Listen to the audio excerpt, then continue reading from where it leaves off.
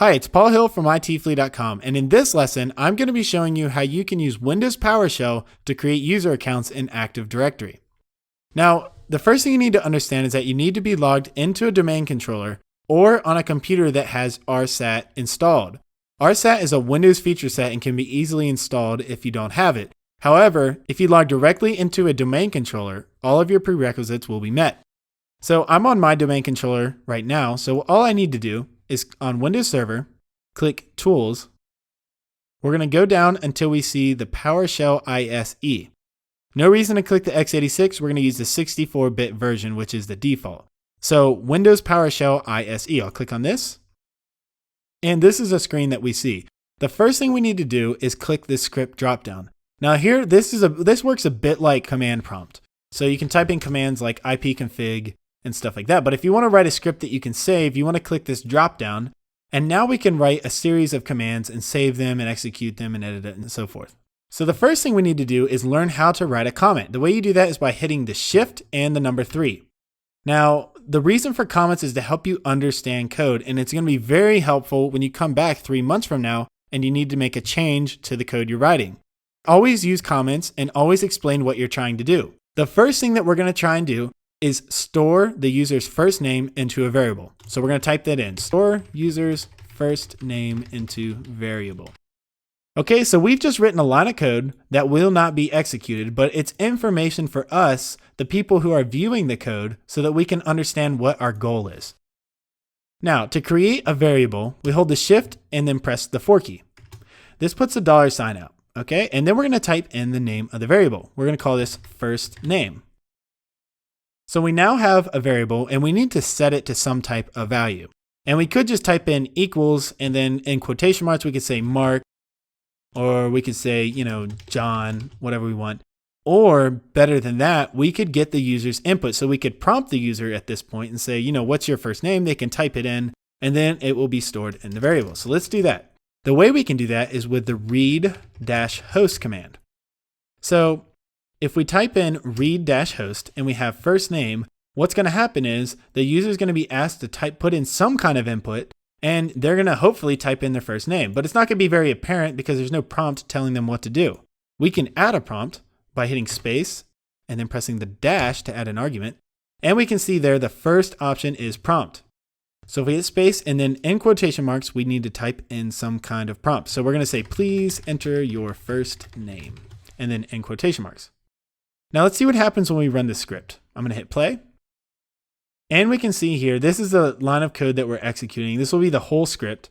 And what we see is please enter your first name. So if we type in my first name, which is Paul, press enter, the script ends and nothing happens because we're not doing anything after that. We're just grabbing the input and storing it into this variable, and then that's it. So let's do something with that information.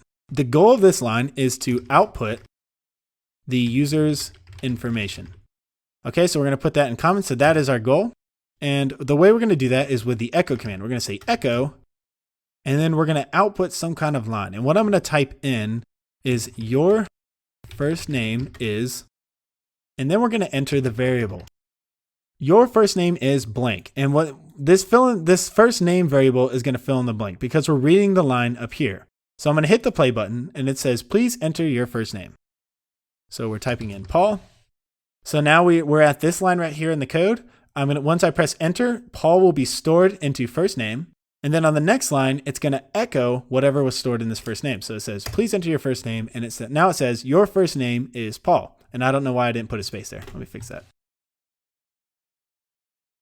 Now we can use this variable over and over and over again. So if we want to continue on with this, we could type in first name is a very cool guy. First name is a bit strange. Okay, just having some fun just to help you understand it. So if we hit play again, we can say, please enter your first name. So I'm going to type in Paul. And now we can see at the bottom of this input, it says your first name is Paul. Paul is a very cool guy. Paul is a bit strange. And you can see we can type in any name that we want. So if I type in James, it now says your first name is James. James is a very cool guy. James is a bit strange. You could type in Mark, anything you want. Since it's being stored in this variable first name, anytime we use that first name, it's going to pull up what was put into the read host command and stored in the variable. All right. Now that you understand how to take the first name, how do you think we would take in the last name and potentially a password if we wanted to create a password for a user?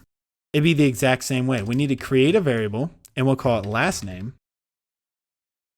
And it'd be the exact same pattern. So read host, prompt. And the way I'm typing these commands so fast is just by hitting the tab button to do tab completion. So if I type in read dash, and then it auto-populates. I can hit the up and down arrow and select one of these and then press the tab key and it completes it for me. And when I hit space in the dash button again, I have all these options I can choose from. And if I start to type prompt, you can see that it narrows the list down and I just need to press tab. And now I can enter the prompt. So we're going to say, please enter your last name. So let's edit this little string here, this output, and let's update it with the last name that we have now. So we're just going to add the variable last name there. We need to change this to full name since we're now getting the full name. Your full name is first name, last name. Let's see what happens. Hit play. Your first name, Paul. My last name is Hill. So now it says your full name is Paul Hill. Okay, so I think you're understanding how this works now. Now to move on, let's learn about how we can create a user account by using this in Active Directory. The first thing we want to do is collect some type of password. So again, we're going to do the exact same process. And it's going to be read-host, prompt, and we're going to say, please enter your password. All right, and we'll add that into here. Your password is, and then we're going to say password. Okay, cool. Just run this again, make sure we don't have any errors. My name is Paul Hill. Okay, so my password is test, and then password in lowercase and with a 0 and with an exclamation mark, and I'm just going to press enter. Your full name is Paul Hill. Your password is test password exclamation mark.